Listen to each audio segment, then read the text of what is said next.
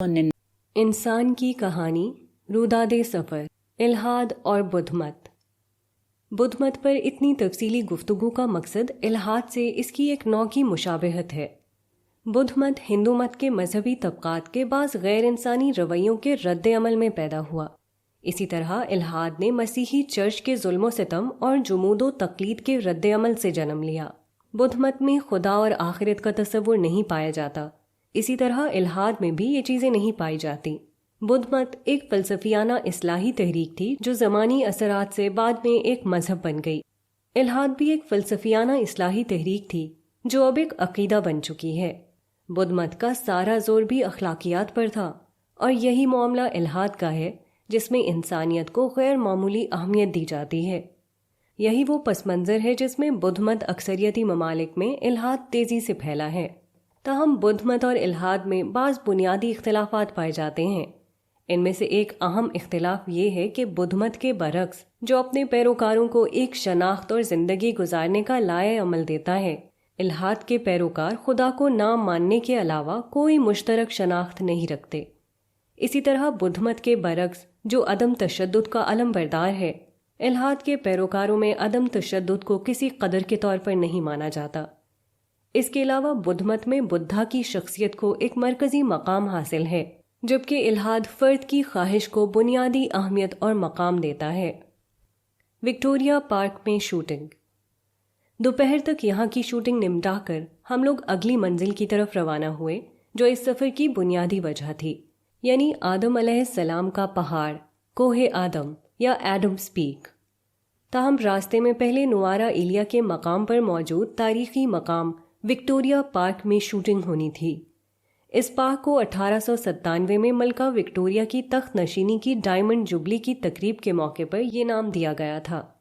27 ایکڑ کے وسیع رقبے پر پھیلا ہوا یہ ایک انتہائی خوبصورت پارک تھا جسے بہترین طریقے سے رکھا گیا تھا۔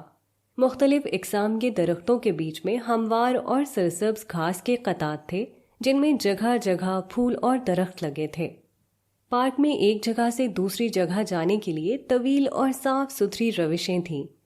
میں دل میں سوچ رہا تھا کہ پارک تو ایک دفعہ بن جاتے ہیں، مگر انہیں صاف ستھرا اور تراش خراش کے ساتھ رکھنا واقعی ایک کمال ہے۔ مگر مقامی بلدیہ نے اس کا پورا اہتمام کیا تھا۔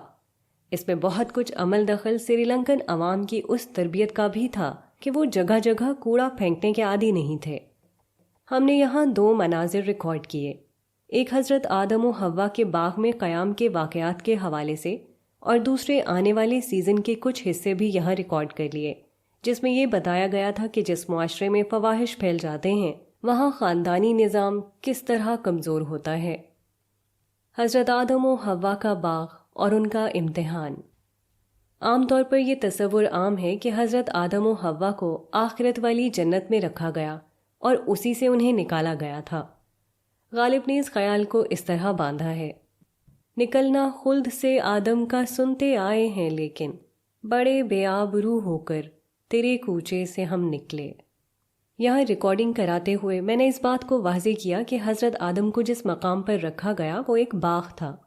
عربی میں باغ کو جنت کہتے ہیں، مگر ہر جنت یعنی باغ آخرت والی جنت نہیں ہوتی۔ اوپر شعر میں غالب نے جنت کے لیے خلد کے الفاظ بولے ہیں، یعنی ہمیشہ رہنے کی جگہ۔ چنانچہ جنت وہ جگہ ہے جہاں جانے کے بعد انسان وہاں ہمیشہ رہے گا، جبکہ حضرت آدم و حوا کو تو وہاں سے نکلنا پڑا تھا، اس لیے وہ اس دنیا کے ایک باغ میں تھے، نہ کہ آخرت کی دنیا کے کسی باغ میں۔ اسی طرح درخت کا پھل چکھنے کی بھی وضاحت کی کہ قرآن مجید میں اس درخت کے لیے شجرۃ الخلد کے الفاظ استعمال ہوئے ہیں، یعنی ہمیشگی کا درخت۔ اس کا پھل کھانے کے جو اثرات بیان ہوئے ہیں، یعنی فرشتوں جیسا ہو جانا، ابدی انسان بن جانا، سورہ آراف آیت 20، یا وہ بادشاہی جو ختم نہ ہو، سورہ طٰہٰ آیت 120۔ یہ سب چیزیں اس بات کا اظہار ہیں کہ یہاں مراد کوئی عام درخت نہیں جس سے ان دونوں کو روکا گیا تھا، بلکہ یہ میاں بیوی کے تعلق کا استعارہ ہے۔ اسی تعلق کی بنا پر آدم کا وجود ان کی نسل کی شکل میں آج تک موجود ہے اور زمین کی بادشاہی انہیں حاصل ہے۔ موت کے باوجود وہ فرشتوں کی طرح فنا کے سلسلے سے محفوظ ہیں۔ پھر یہ کہ اس واقعے کے بعد آدم و حوا پر ان کی شرمگاہوں کی یہ حقیقت کھلی، یہ وہ بول و براز کے اخراج کے علاوہ ایک دوسرے مقصد کے حصول کا بھی ذریعہ ہیں۔ یہ ساری چیزیں بتاتی ہیں کہ ان دونوں پر وہ پابندی لگائی گئی تھی جو میاں بیوی پر روزے کی حالت میں لگائی جاتی ہے، یا جس کی توقع ہم اپنے نوجوانوں سے جوانی کی حدود میں داخل ہونے کے بعد اور شادی سے پہلے بھی رکھتے ہیں۔ اس کی مصلحت یہ تھی کہ انسانوں کو یہ بتا دیا جائے کہ شیطان کے مقابلے میں جنگ میں ان کا سب سے کمزور ہتھیار کیا ہوگا، جس کے ذریعے سے شیطان ان کو گمراہ کرے گا۔ آج کے دن تک یہی وہ سب سے مؤثر ہتھیار ہے جو شیطان انسانوں کے خلاف استعمال کر کے ان کو خدا کی فرمانبرداری سے دور کرتا ہے۔ خاص طور پر دور جدید میں میڈیا، انٹرنیٹ اور سوشل میڈیا کے ذریعے سے یہ چیزیں وبا کی طرح دنیا بھر میں پھیلی ہیں، اور کسی بندہ مومن کا اس دور میں سب سے بڑا امتحان یہ ہے کہ وہ دل و نظر کا سفینہ سنبھال کر لے جائے۔ پاکستانی دہشت گرد۔ دوران شوٹنگ ایک مقامی نوعمر لڑکے نے ہم سے پوچھا کہ ہمارا تعلق کہاں سے ہے۔ ہم نے جواب میں پاکستان بتایا تو اس نے فوراً کہا کہ یو آر ٹیررسٹ۔ نوارا ایلیا جیسے دور دراز مقام پر پاکستان کی اس شہرت سے مجھے سخت تکلیف ہوئی، مگر اس میں کسی اور کو کیا دوش دیتے۔ ہم وہ قوم ہیں جہاں سری لنکا کی ٹیم پر دہشت گردوں نے حملہ کیا تھا۔ کچھ ہی دنوں پہلے ہم نے ایک فیکٹری کے سری لنکن مینیجر کو توہین کے الزام میں زندہ جلا کر اس کی سوختہ لاش سری لنکا بھجوائی تھی۔ ہم وہ ملک ہیں جہاں آئے دن دہشت گردی کے واقعات ہوتے ہیں، اور آئے دن کسی نہ کسی کو توہین کے الزام میں تشدد کا نشانہ بنایا جاتا ہے یا مار دیا جاتا ہے۔ اس کے بعد کسی سے کیا شکایت کی جائے؟ اس رویے کے نتیجے میں نہ صرف ملک سے باہر ہم بدنام ہیں، بلکہ جدید تعلیم یافتہ نسلیں خود مذہب سے بیزار ہو رہی ہیں۔ ہمارے جیسے لوگ جو انتہا پسندی اور دہشت گردی کی مذمت میں سب سے آگے ہیں، انہیں بھی بار بار یہ تجربات پیش آ رہے ہیں کہ جدید تعلیم یافتہ لوگ کوئی مذہبی بات سننے کو تیار نہیں، اور ایک نوعیت کی بغاوت کی سی کیفیت میں آتے جا رہے ہیں۔ مذہب کو سیاسی مقاصد کے لیے استعمال کرنے کی یہ وہ بہت بھاری قیمت ہے جو ہم ادا کر رہے ہیں۔ کوہ آدم۔ وکٹوریا پارک میں شوٹنگ نمٹا کر ہم آگے روانہ ہوئے۔ ہماری منزل نوارا ایلیا کا ایک گاؤں نلتھنیا تھا جس میں ہمارا ہوٹل تھا۔ یہ جگہ آدم کی پہاڑی سے قریب ترین تھی اور اگلی صبح ہمیں یہیں سے روانہ ہونا تھا۔ نوارا ایلیا چونکہ پہاڑی علاقہ ہے، اس لیے گاڑی کی رفتار کافی آہستہ تھی اور ہم کو یہاں پہنچتے پہنچتے رات ہو گئی۔ نوارا ایلیا میں دن میں بھی ہمیں ٹھنڈ محسوس ہو رہی تھی جو یہاں پہنچ کر مزید بڑھ گئی۔ اگلی صبح جلد روانگی تھی اور ہم دن بھر کے تھکے ہوئے تھے، اس لیے فوراً سونے کے لیے لیٹ گئے۔ کوہ آدم کا مقامی نام سری پاڈا ہے۔ مقامی سنہالی زبان میں اس کا مطلب مقدس نقش قدم ہے۔ یہ نام چوٹی پر موجود ایک پتھر پر نقش پیر کے نشان کو دیا گیا اور اسی کی مناسبت سے اس پہاڑ کا یہ نام رکھا گیا ہے۔ مقامی بدھ اس کو بدھا کے پیر کا نشان سمجھتے ہیں، جبکہ مقامی ہندو کمیونٹی اس کو ہنومان یا شیو کے نقش قدم کے طور پر لیتے ہیں۔ مسلمان اور مسیحی روایات میں پاؤں کے اس نشان کو حضرت آدم علیہ السلام کی طرف منسوب کیا جاتا ہے۔ ان تمام باتوں کی حقیقت کیا ہے یہ تو اللہ ہی بہتر جانتا ہے، لیکن حقائق پر جب وقت کی گرد پڑ جاتی ہے تو انسانی تصورات اس گرد سے مقدس دیومالا کا کوئی بھی قلعہ تعمیر کر سکتے ہیں۔ کوہ آدم کے ارد گرد چھوٹی بڑی پہاڑیوں پر ایک گھنا جنگل پھیلا ہوا ہے، مگر کوہ آدم کی بلندی کا مقابلہ کوئی نہیں کر سکتا جو اس علاقے کی واحد چوٹی کے طور پر دور دور سے نظر آتا ہے۔ اس کی بلندی 7353 فٹ ہے، جو مری کی بلندی کے تقریباً برابر ہے۔ اس سے یہ اندازہ کیا جا سکتا ہے کہ ارد گرد اگر کوئی اس جیسا پہاڑ نہ ہو اور پورے جنگل میں تنے تنہا صرف ایک تکونا پہاڑ اتنا بلند ہو تو ارد گرد دیکھنے پر وہ کتنا نمایاں نظر آتا ہوگا۔ میں 1999 میں سری لنکا آیا تھا تو قیام نوارا ایلیا میں کیا تھا۔ اس وقت میں احباب کے ساتھ یہاں آ تو نہیں سکا تھا، مگر ایک دوسری جگہ گیا تھا جس کا نام ورلڈز اینڈ تھا۔ اس وقت میں جوان تھا اور ربع صدی بعد اس دفعہ بڑھاپے میں کوہ آدم پر جا کر داستان آدم کو اس پہاڑ پر فلم بند کرتے ہوئے بیان کرنے کا عزم تھا۔ خوفناک جنگل، دہشتناک بارش اور ناقابل عبور چڑھائی۔ صبح سویرے ناشتے کے بعد ہم اپنی منزل کی طرف روانہ ہوئے۔ ایک جگہ پہنچ کر گاڑی کو چھوڑ دیا اور پیدل آگے بلندی کی طرف سفر جاری رکھا۔ بارش شروع ہو چکی تھی، ساتھ میں سیڑھیاں چڑھنے کا ختم نہ ہونے والا سلسلہ بھی شروع ہو گیا۔ راستے میں دونوں طرف دکانیں تھیں مگر اس وقت وہ بند تھیں۔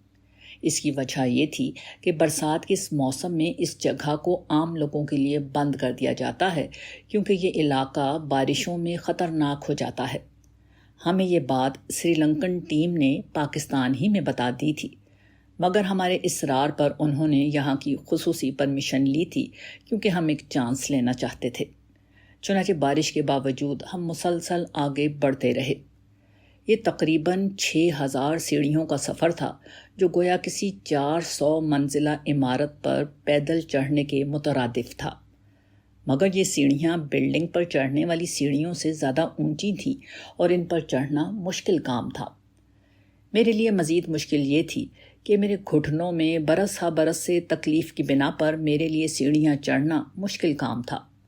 مزید یہ کہ یہاں آنے سے ایک دن پہلے میں ہمت کر کے سگریا کی چڑھائی چڑھ چکا تھا۔ وہاں چھتری کو بند کر کے اسے چھڑی کی طرح استعمال کر رہا تھا اور اسی کے سہارے اوپر چڑھا تھا، مگر یہاں سخت بارش مسلسل ہو رہی تھی، اس لیے چھتری کو سر پر رکھنا پڑ رہا تھا۔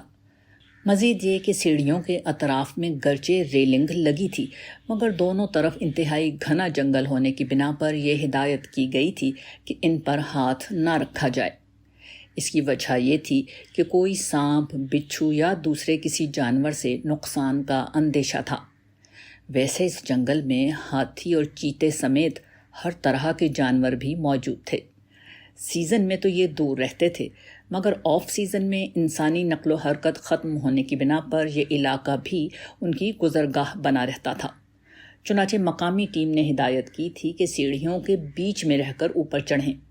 یوں چھڑی کے بعد یہ دوسرا سہارا بھی نہ رہا تھا۔ ایسے میں سارا زور گھٹنوں پر ڈال کر میں اللہ کے سہارے یہ سفر طے کر رہا تھا۔ شدید بارش، گھنے جنگل، بند آسمان اور تنہائی کے احساس کی بنا پر ماحول انتہائی خوفناک ہو چکا تھا۔ اس دوران میں میری اہلیہ کی ہمت جواب دے گئی۔ وہ کار سکنس کی وجہ سے الٹی اور متلی کا شکار تھیں اور کل سے مسلسل سفر کی بنا پر کچھ کھایا بھی نہ تھا۔ اس سخت چڑھائی کو آدھا عبور کرنے کے بعد میں نے ان کی صورتحال دیکھتے ہوئے یہ فیصلہ کیا کہ ان کو صاحبزادے کے ہمراہ ڈرائیور کے ساتھ واپس ہوٹل بھیج دیا جائے۔ باقی ٹیم آگے بڑھتی رہی۔ یہ سفر زندگی کے مشکل ترین سفروں میں سے ایک بن چکا تھا۔ سیڑھیاں تھیں کہ ختم نہیں ہو رہی تھیں اور بارش تھی کہ تھم کر نہیں دے رہی تھی۔ اسی دوران میں احمد صاحب نے بتایا کہ ایک جونک ان کی پینٹ کے اندر گھس چکی ہے اور ان کی ٹانگ سے خون چوس رہی ہے۔ اسے ہٹایا گیا تو خون بہنے لگا۔ میں نے اپنی پینٹ کو چیک کیا تو اس وقت تو کوئی جونک نظر نہ آئی، مگر رات ہوٹل پہنچ کر معلوم ہوا کہ میری پینٹ میں بھی جونک چڑھ چکی تھی جو رات تک ساتھ رہی، مگر اللہ تعالیٰ نے اس کے کاٹنے سے مجھے محفوظ رکھا۔ بارش میں شوٹنگ۔ یہ سفر انتہائی مشکل اور پرمشقت ہو چکا تھا مگر ہم نے ہمت نہیں ہاری۔ اوپر چڑھتے چڑھتے ہم چوٹی سے قریب ہوتے جا رہے تھے۔ میں ساری ٹیم میں سب سے پیچھے تھا اور پوری ٹیم میری وجہ سے بار بار رک رہی تھی۔ میرا ساتھ دینے کے لیے البتہ کتے ساتھ چل رہے تھے۔ مقامی ٹیم نے بتایا کہ یہ یہیں رہنے والے کتے تھے جو کوئی نقصان نہیں پہنچاتے تھے بلکہ آنے والوں کی جنگلی جانوروں سے حفاظت کرتے تھے۔ کئی گھنٹے چڑھنے کے بعد ایک ایسا بلند مقام آ گیا جب ہم اپنی منزل سے بالکل قریب پہنچ چکے تھے، مگر کوہ آدم بادلوں سے مکمل طور پر ڈھک چکا تھا اور وہاں کچھ بھی نظر نہیں آ رہا تھا۔ سری لنکن ٹیم نے بتایا کہ اگر اوپر پہنچ بھی گئے تو ایسی خوفناک اور تیز بارش اور گھنے بادلوں میں کچھ بھی شوٹ نہیں ہو سکے گا۔ بارش رکنے کا انتظار کرتے ہیں تو کچھ نہیں معلوم کہ بارش کب رکتی اور ایسی صورت میں واپسی پر بہت اندھیرا پھیل چکا ہوگا اور یہ علاقہ جنگل کی وجہ سے انتہائی غیر محفوظ ہو جائے گا۔ ایسے میں اس کے سوا کوئی چارہ نہ تھا کہ جہاں تک پہنچ گئے ہیں وہیں رک کر ڈائیلاگز ریکارڈ کر لیے جائیں۔ چنانچہ وہاں انتہائی تیز بارش میں کچھ ایسے ڈائیلاگز ریکارڈ کرا لیے گئے جن میں بارش کا حوالہ موجود تھا۔ پھر واپسی کا سفر شروع کیا۔ ایک مقام راستے میں ایسا آیا جہاں بدھ مت سے متعلق کچھ تاریخی آثار اور مقامات بنے تھے۔ اس وقت تک محسوس یہ ہو رہا تھا کہ میری ٹانگیں جسم کا حصہ نہیں رہی ہیں۔ ٹانگوں کے سن ہونے کی بنا پر یہ محسوس ہی نہیں ہو رہا تھا کہ ٹانگیں جسم کا حصہ رہی بھی ہیں یا نہیں، مگر ہمت اور جذبہ جوان تھا۔ چنانچہ آدم کی پہاڑی کے ڈائیلاگز میں کچھ تبدیلی کر کے وہ تمام ڈائیلاگز وہیں طوفانی بارش میں ریکارڈ کرائے گئے۔ اس پہلو سے یہ مشقت ضائع نہیں گئی کہ شوٹنگ اور سکرین کے لحاظ سے ایک بہت اچھی جگہ پر ہم نے اپنے مطلوبہ ڈائیلاگز ریکارڈ کروا لیے۔